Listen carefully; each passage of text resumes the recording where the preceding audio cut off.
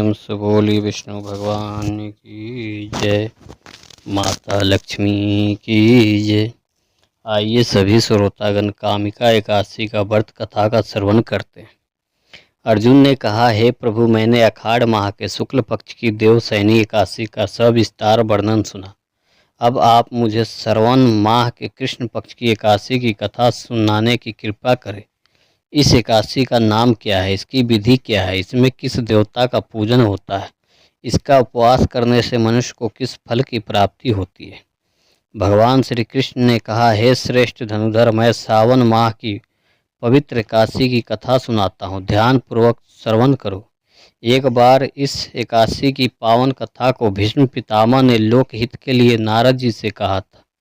एक समय नारद जी ने कहा, हे पितामह, आज मेरे सावन के कृष्ण पक्ष की एकादशी की कथा सुनने की इच्छा है, अतः आप इस एकादशी की व्रत का कथा विधान सही सुनाएं। नारद जी की इच्छा को सुन पितामह भीष्म ने कहा, हे नारद जी, आपने बहुत ही सुंदर प्रस्ताव किया है, अब आप बहुत ध्यान पूर्वक इसे श्रवण कीजिए। सावन माह के कृष्ण पक्ष की एकादशी का नाम कामिका एकादशी है। इस एकादशी की कथा सुनने मात्र से ही वाजपेयी यज्ञ के फल की प्राप्ति होती है। कामिका एकादशी के उपवास में शंख चक्र गदा धारी भगवान विष्णु का पूजन होता है। जो मनुष्य इस एकादशी को धूप दीप नैवेद्य आदि से भगवान विष्णु की पूजा करते हैं, उन्हें गंगा स्नान के फल से भी उत्तम फल की प्राप्ति होती है। सूर्य ग्रहण और चंद्र ग्रहण में केदार और कुरुक्षेत्र में स्नान करने से जिस पुण्य की प्राप्ति होती है, वह पुण्य कामिका एकादशी के दिन भगवान विष्णु की भक्तिपूर्वक पूजा करने से प्राप्त होती है। भगवान विष्णु की सावन माह में भक्तिपूर्वक पूजा करने का फल समुद्र और वन सहित पृथ्वी दान करने के फल से भी ज़्यादा होता है। व्यतिपात में गंडकी नदी में स्नान करने से जो फल प्राप्त होता है, वह फल भगवान की पूजा करने से मिल जाता है।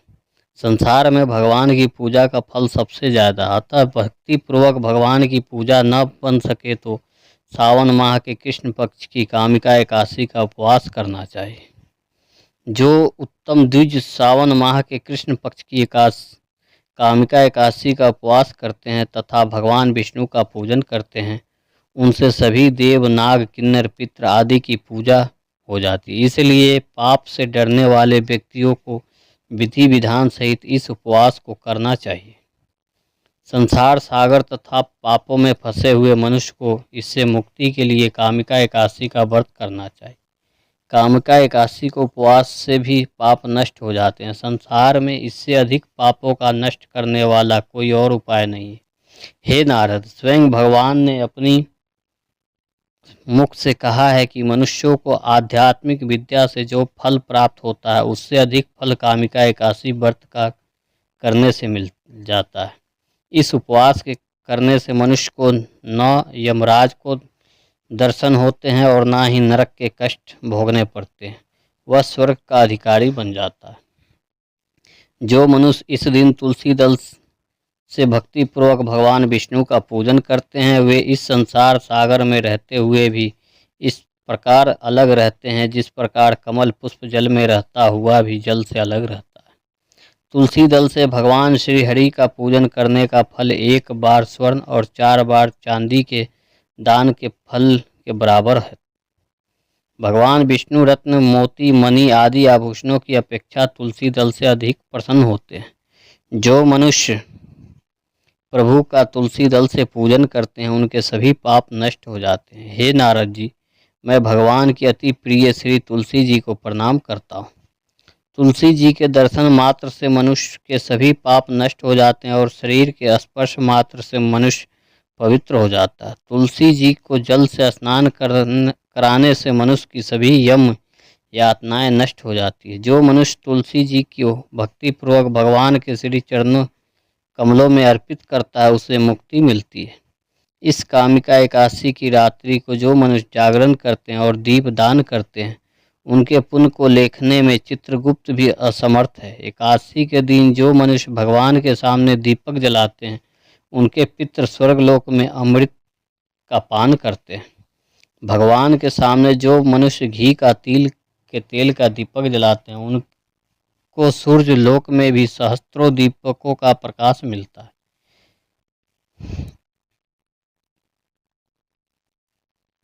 एक गांव में एक वीर क्षत्रिय रहता था। एक दिन किसी कारणवश उसकी ब्राह्मण से हाथापाई हो गई और ब्राह्मण की मृत्यु हो गई। अपने हाथों मरे गए ब्राह्मणों की क्रिया उस क्षत्रिय ने करनी चाहिए, परंतु पंडितों ने उसे क्रिया में शामिल होने से मना कर दिया। ब्राह्मणों ने बताया कि तुम पर ब्रह्म हत्या का दोष है, पहले प्रायश्चित कर इस पाप से मुक्ति हो, तब हम तुम्हारे घर भोजन करेंगे।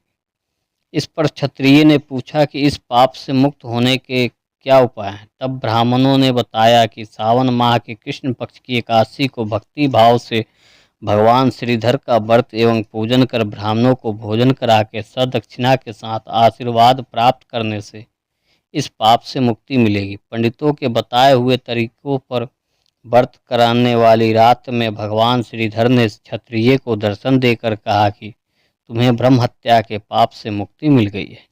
इस व्रत के करने से ब्रह्म हत्या आदि के सभी पाप नष्ट हो जाते हैं और इहलोक में सुख भोग कर प्राणी अंत में विष्णु लोक को जाता है। इस कामिका एकादशी के महात्म के सावन व पठन से मनुष्य स्वर्ग लोक को प्राप्त करता है। प्रेम से बोली विष्णु भगवान की जय।